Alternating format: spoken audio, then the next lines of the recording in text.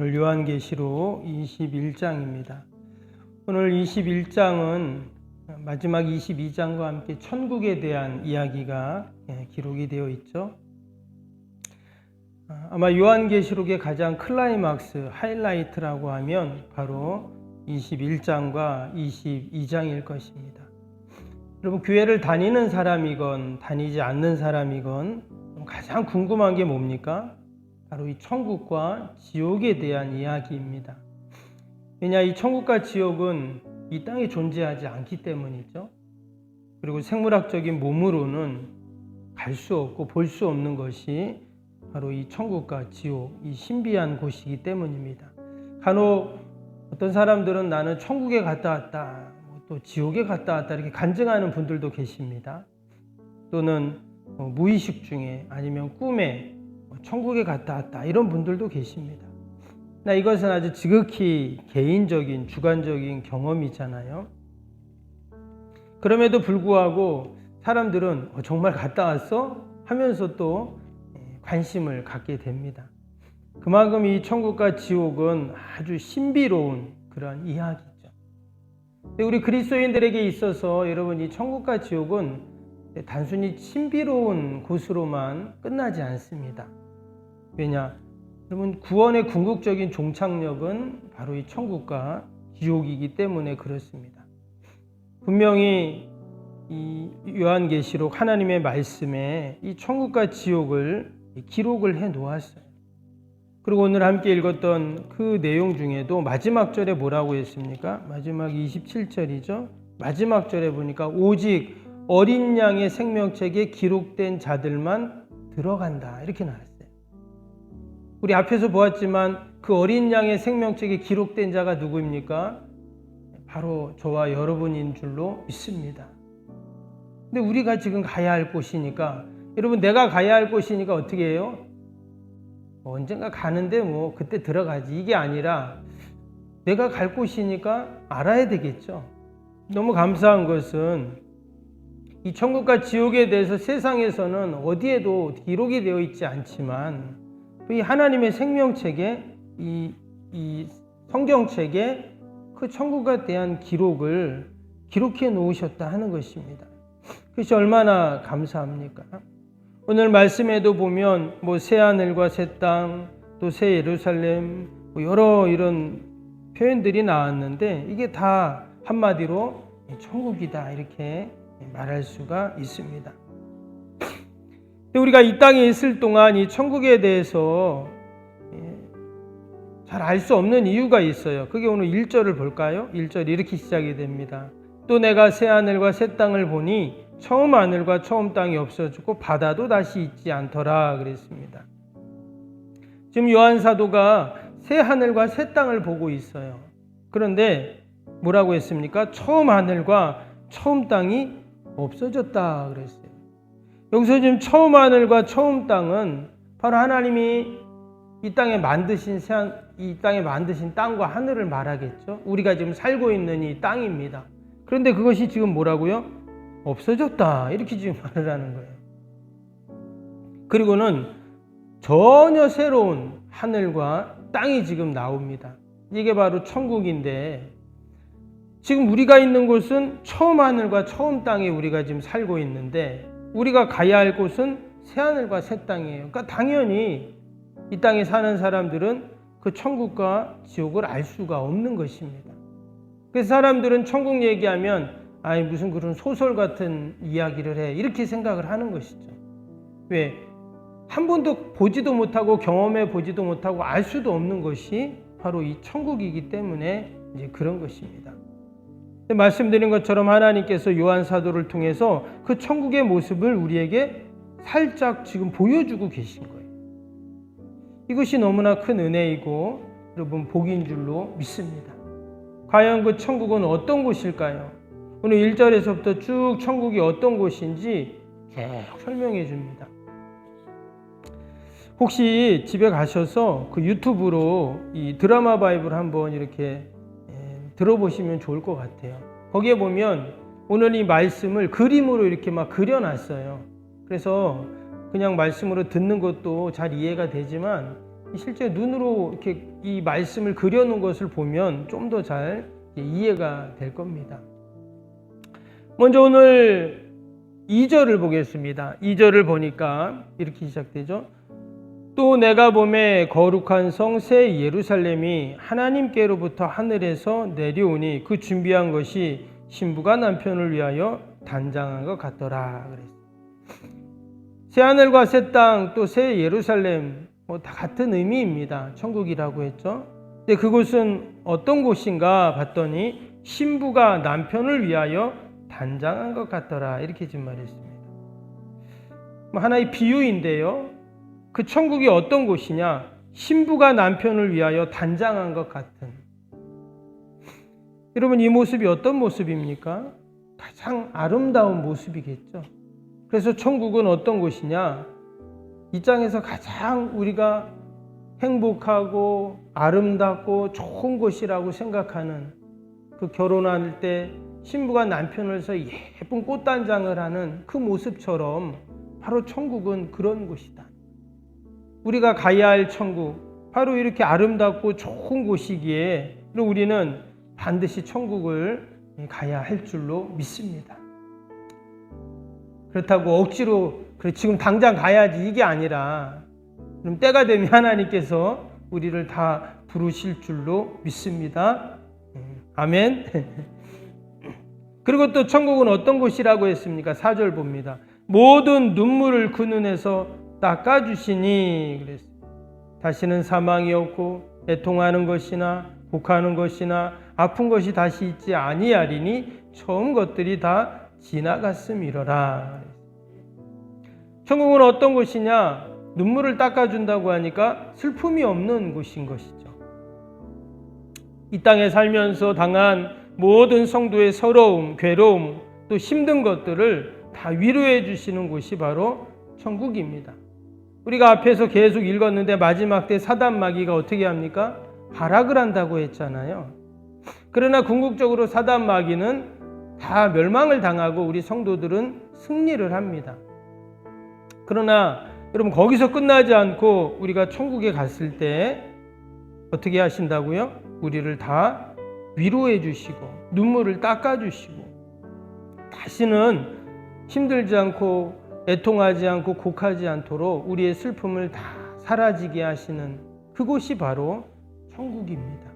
너무나 좋은 곳이죠. 그리고 무엇보다 이 천국은 어떤 곳이라고 했어요? 여기 보니까 다시는 사망이 없고 이런 표현이 나왔어요. 다시는 사망이 없다는 말은 죽지 않는다는 말이죠. 그래서 영생하는 곳이 바로 천국이다 하는 겁니다. 우리가 천국에 간다는 말은 다른 말로 하면 또 죽는다는 말이기도 하잖아요. 근데 성경에서는 죽음을 이야기할 때 크게 세 가지의 개념이 있습니다. 하나는 생물학적인 우리 죽음이 있겠죠. 우리에게 다 하나님이 주신 생명의 시간들이 있는데 그 생명이 끝나는 날, 비오스의 생명이라고 하는데 그 생명이 끝나는 것이 죽음입니다. 그러나 이런 생물학적인 죽음 말고 또 영적인 죽음이 있어요. 때로는 하나님과 단절된 것을 죽음이라고도 하고 또 그런 우리의 육적인 죽음뿐만 아니라 이런 영적인 죽음이 있습니다. 그걸 조회의 생명이라고 하는데 근데 이 요한계시록에는 또 하나의 그 생명이 나옵니다. 그것은 뭐냐면 오늘 말씀해 보니까 6절에도 나오고 8절에도 나왔는데 8절 볼까요? 8절에 보니까 그러나 두려워하는 자들과 믿지 아니하는 자들과 흉악한 자들과 살인자들과 음행하는 자들과 점술가들과 우상 숭배자들과 거짓말하는 모든 자들은 불과 유황으로 타는 못으로 던져지리니 이것이 둘째 사망이라 했어요. 여러분 천국이고 지옥이고 다 죽어야 가는 곳이잖아요. 근데 여기 보니까 이미 죽어서 갔는데 또 둘째 사망이 있다는 거예요. 두 번째 죽음이 있다 이렇게 지금 말하고 있어요. 근데 이 두 번째 죽음은 이제 어디로 가는 거예요? 여기 보니까 불과 유황으로 타는 못에 던져진다 이랬습니다. 지옥을 말하겠죠. 그래서 이것은 영원한 죽음을 그렇게 말하는 겁니다. 그러나 하나님의 택한 백성들은 말씀 나온 것처럼 4절에 새하늘과 새 땅에 들어가는 둘째 사망을 면하는 그런 자들이 되는 것이죠. 우리가 천국에 간다는 것은 단순히 좋은 곳, 그곳에 간다는 의미로 끝나지 않습니다. 여기 나온 것처럼 다 둘째 죽음을 맞이하게 되는데, 여기에 나오는 살인자, 음행하는 자, 우상 숭배하는 자, 여러분 이런 자들은 나쁜 짓 한 사람들 이런 말이 아니에요. 여기에 보면 이 땅의 모든 사람들이 이 안에 다 들어가는 거예요. 두려워하는 자, 믿지 않는 자, 흉악한 자, 살인하는 자, 우상 숭배하는 이 땅의 모든 사람들을 다 포함합니다. 그런데 그 모든 사람들 중에 뭐라고요? 하나님의 어린 양의 생명책에 기록된 저와 여러분들은 그 둘째 사망을 면하는 은혜를 주세요. 할렐루야. 이것이 우리 믿는 자들, 하나님의 택한 백성들에게 하나님이 주시는 은혜이고 축복인 줄로 믿습니다. 그래서 이 천국의 소망을 갖는 것보다 더 큰 신앙은 없어요. 우리가 이런 신앙 저런 신앙, 기도도 하고 말씀도 읽고 예배도 잘 드리고 봉사도 하고 우리가 이렇게 신앙생활 하는데, 그러나 천국의 소망보다 더 큰 신앙은 없는 거예요. 우리가 늘 천국을 소망하고 또 천국을 기대하고 천국 소망 그 믿음으로 우리가 더욱더 여러분 견고해지기를 축복합니다. 이 땅에서의 삶이 전부인 양 우리가 사는 인생이 아니라 저 하늘의 상급을 쌓는 인생, 늘 땅을 보는 자가 아니라 하늘을 보는 인생. 여러분 그 하나님의 어린 양의 보좌에 앉아 계신 그 주님이 우리를 두 팔 벌려 늘 우리를 환영하시고 그 12,000 스타디온에서 온 하나님의 택한 백성들이 함께 참여해서 하나님을 경배하고 찬양하는 그날을 우리가 늘 기대하고 소망하는 여러분 저와 여러분이 되시기를 주님의 이름으로 축복합니다. 우리 오늘 목요일 기도 함께 하겠습니다. 목요일 기도 61번부터 75번입니다. 모든 예배를 통해 하나님의 임재, 회복, 치유의 역사를 경험하게 하옵소서. 아멘. 살아계신 하나님을 만나는 예배, 감격이 있는 역동적인 예배가 되게 하옵소서. 아멘.